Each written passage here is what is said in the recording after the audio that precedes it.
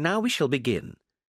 You should answer the questions as you listen, because you will not hear the recording a second time. Listen carefully and answer questions 1 to 4. Hello, how can I help you? Hello. Is it possible to book a bus tour of the city here? Of course, sir. When would you like to take the tour? There are tours in the morning, afternoon and evening. Sometimes it's nice to see the city at night with the buildings lit up. We'll be going out for dinner tonight, so we'd prefer to go this afternoon. Oh, and it's for 2 people. Right. Now, I just need some details. Can you give me the names of the 2 people, please? Yes, Susan Field and James Carter. Susan Field and James... Sorry, can you spell your surname for me, please? It's Carter. Carter. Thank you. And can I have a contact telephone number? Why do you need one? Just in case we have to cancel the tour and need to contact you. I see. Well, my mobile number is 07988 636 197. That's 07988 636 197. Now, can you also tell me which hotel you're staying at? The Crest Hotel.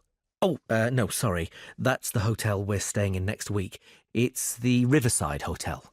Oh, the Riverside is a lovely hotel. Are you enjoying your stay? Yes, we are, very much. We'd definitely recommend it to others. Oh, I am glad. Now, I can book you on the tour at 4 p.m. Would that suit you? Alternatively, there is one at 2. 2 would be better for us, please. Right. That's booked for you, sir. 2 people at 2 p.m. today, August the 14th. You pay the bus driver when you get on, and it's £4 per person. Thank you very much. Before you hear the rest of the conversation, you have some time to look at questions 5 to 10.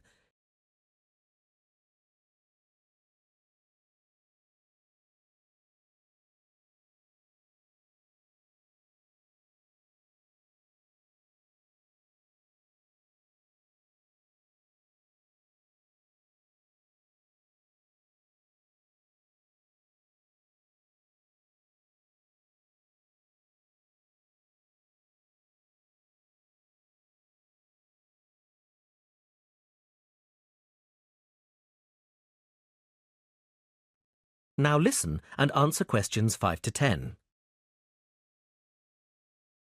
Can I also ask you about the museum in the main square? I was reading about it in my guidebook and was shocked to see that the entrance price is £10. Why does it cost so much? Well, the museum has the largest collection of Latin American art in Europe. People come from all over the world to see it. But that's not the reason why it's so expensive to get in.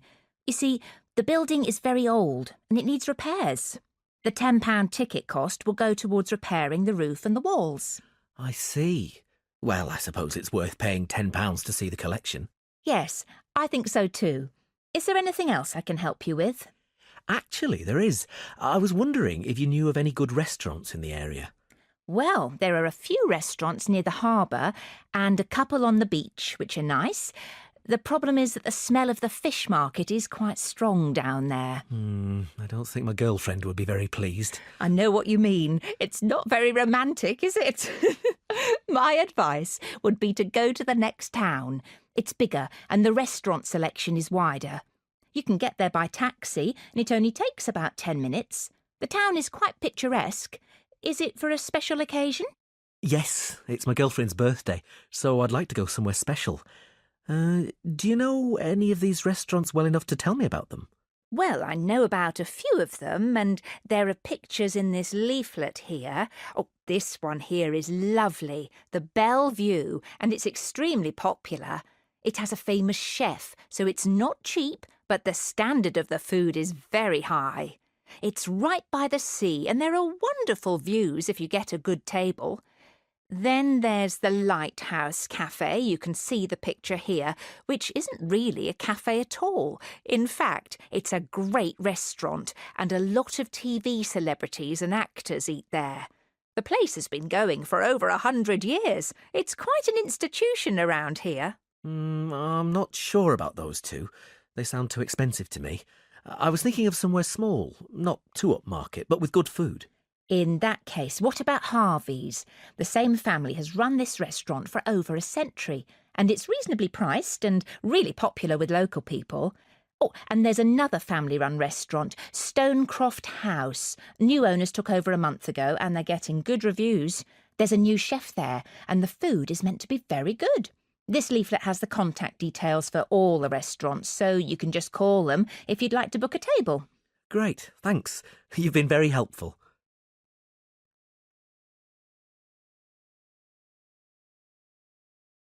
That is the end of part 1. You now have half a minute to check your answers.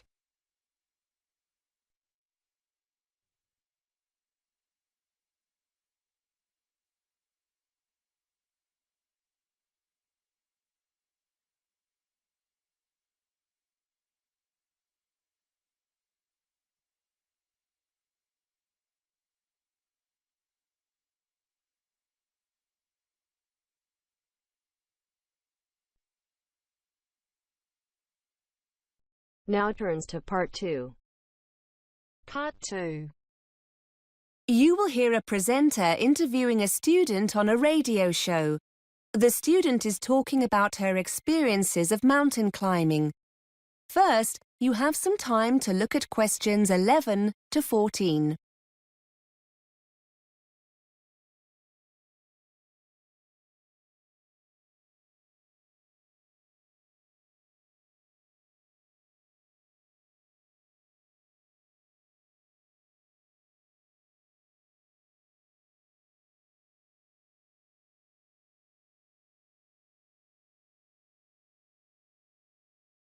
Now listen and answer questions 11 to 14.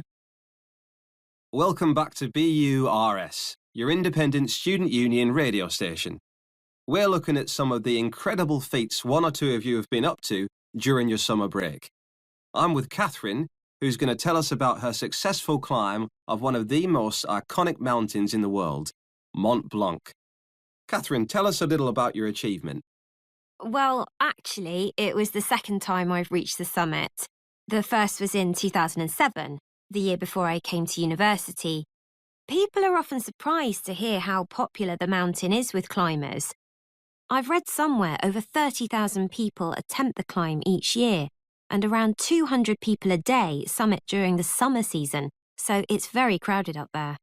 Unfortunately, it's also potentially very dangerous. In July 2007, the month before I did my first climb, the death toll reached 30, mainly due to bad weather conditions. The sheer number of people can cause falling rocks, which only adds to the danger. Before you hear more of the interview, you have some time to look at questions 15 to 20.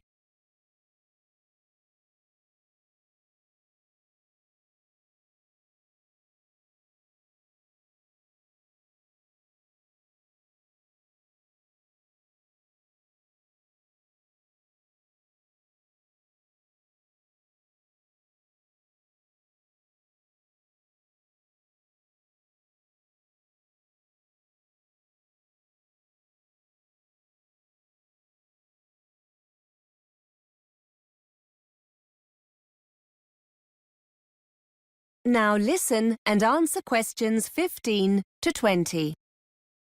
So why did you do the same climb twice? And was it easier the second time around? In many ways, they were totally different experiences. The first time I went as part of an organised group. There were about 20 of us, and we took 4 days to summit.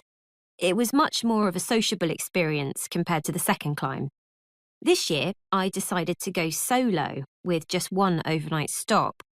I felt more confident having already summited once, and I wanted to face the challenge of being in control. Actually, you're never really alone. There are other climbers and groups around all the time, but I suppose being alone made me feel more intrepid. The first climb was quite difficult as the weather was very changeable, and we found ourselves climbing in very cold, windy conditions. We were in a group, so we offered each other encouragement, but it was still very difficult. The weather this time was wonderful. Plus, I also spent a few days beforehand in Chamonix, and acclimatise myself more to the altitude. This certainly made it easier. You can achieve the same thing by climbing some of the smaller peaks in the area first, but I wanted a more leisurely start. It was fantastic. I thoroughly enjoyed it. Did your experiences on the first climb help you the second time around? I'm wondering if you have any useful advice for others planning on doing something similar. Well, because the climb's becoming so popular, I think people don't always give it the respect it deserves. And I'm not talking here about the physical condition you need to be in to take on a challenge like this, or having the right equipment. That goes without saying. I think what took me by surprise more than anything else was the extreme weather conditions, even in the summer. For those who want to summit in a single day or two, the climb will often start early in the morning, so you'll need to make sure you're wearing enough layers to protect yourself from the cold and wind.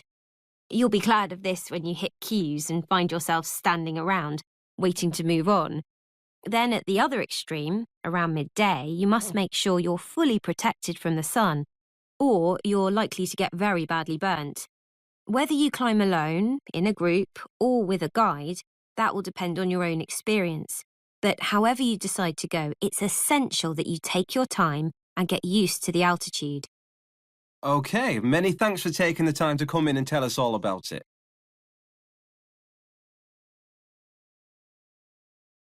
That is the end of part 2. You now have half a minute to check your answers.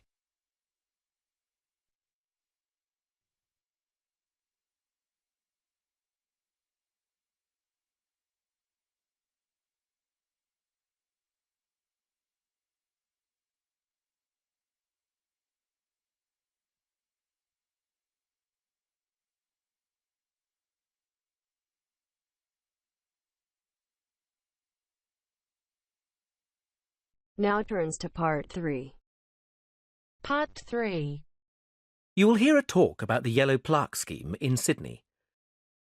First, you have some time to look at questions 21 to 26.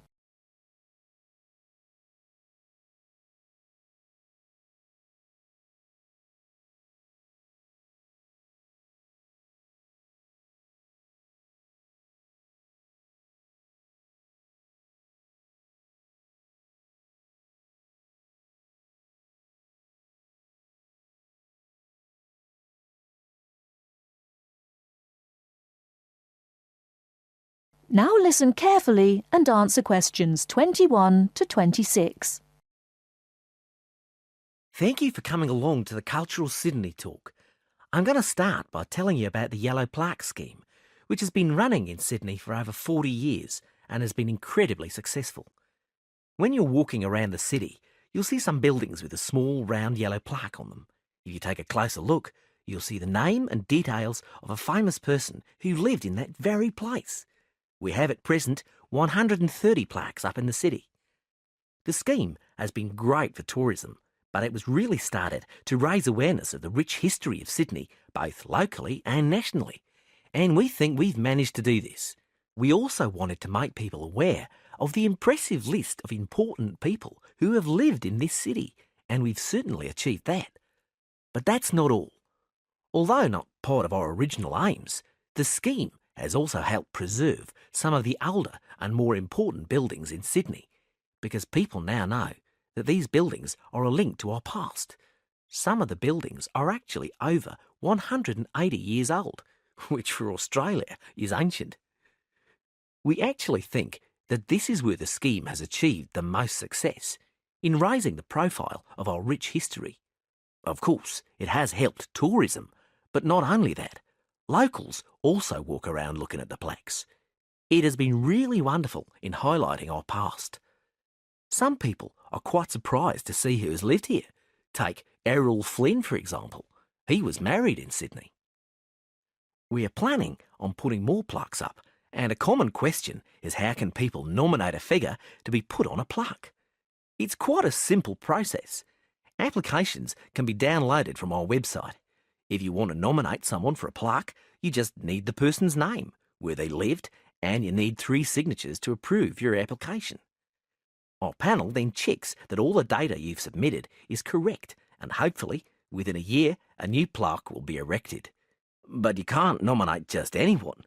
A plaque can only be given to a person who is famous and has achieved something out of the ordinary, like an important politician or world record-breaking sportsman, for example. We aim to have 50 new plaques up within the next 3 years, and we have plenty of funding to do so. Our funding comes from 3 sources: the local council, community donations, and the tourist board. Whereas in the past, the tourist board put in the majority of funding, now public donations count for 65% of all total funds. In fact, our funding is so healthy now, there are plans to expand the scheme. Before you hear the rest of the talk, you have some time to look at questions 27 to 30.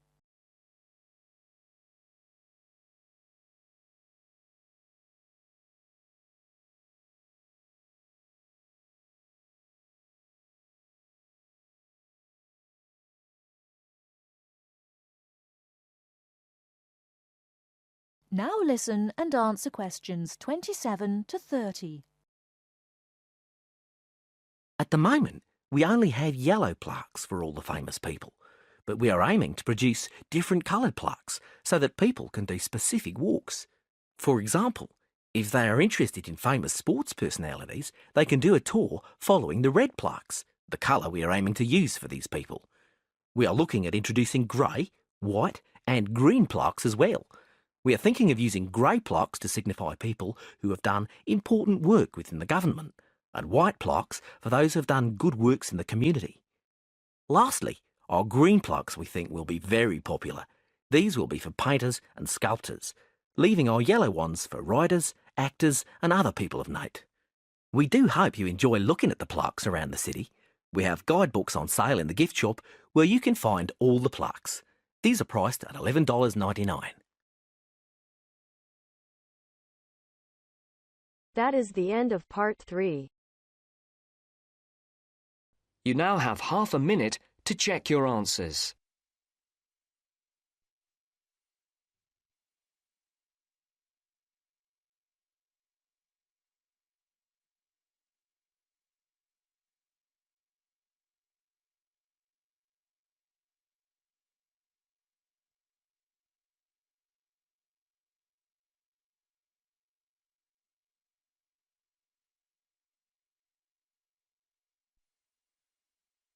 Now turns to part 4. Part 4. You are going to hear a lecturer giving a talk about work placements for psychology students.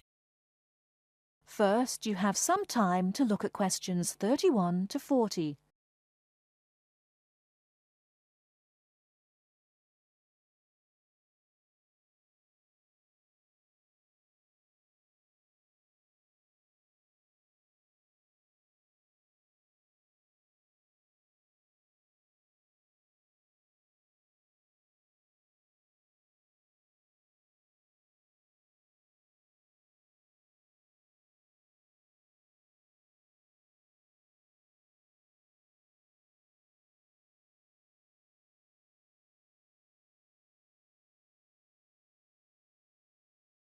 Now listen carefully and answer questions 31 to 40.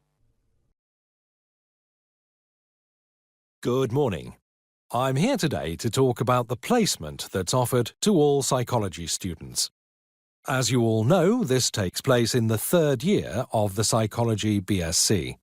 I'm here to explain a little about the placement and how the process works. A lot of preparation's involved in getting these placements right, so you need to be thinking about this now. Students taking up a placement year benefit immensely from the experience. To find decent employment in the field of psychology, the chances are you'll need to undertake some form of postgraduate training, such as one of our master's courses. These courses invariably demand experience in the field you intend to study. So being able to gain this experience during your undergraduate degree is a great advantage. There's a lot to be gained from joining the scheme.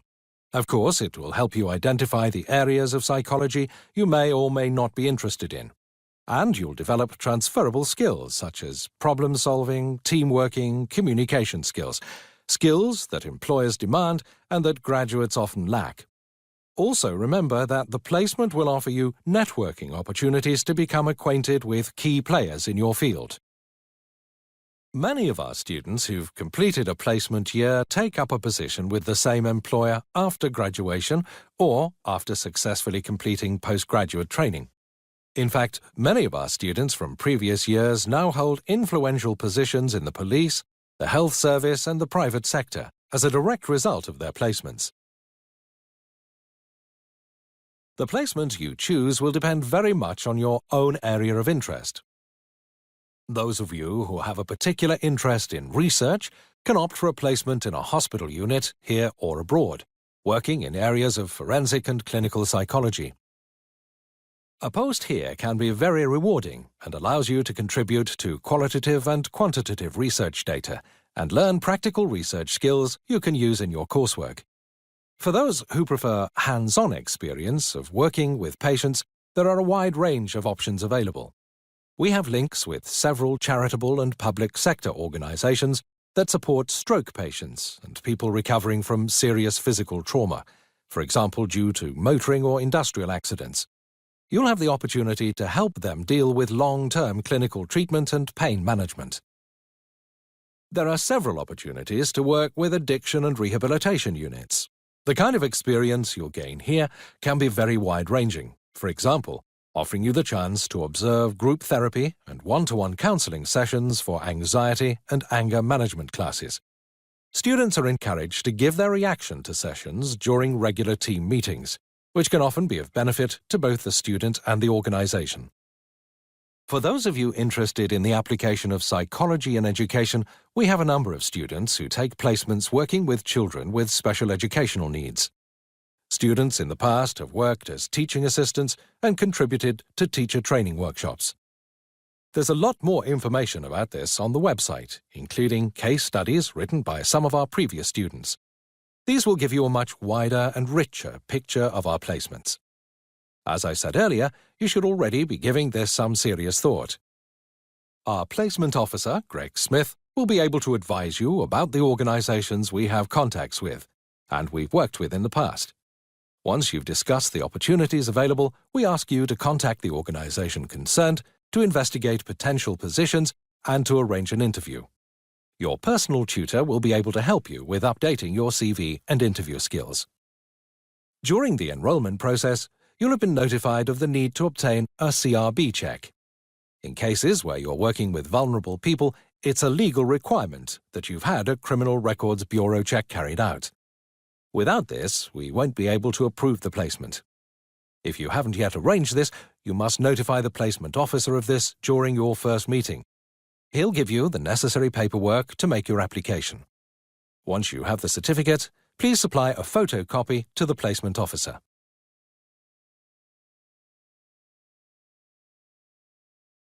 That is the end of part 4.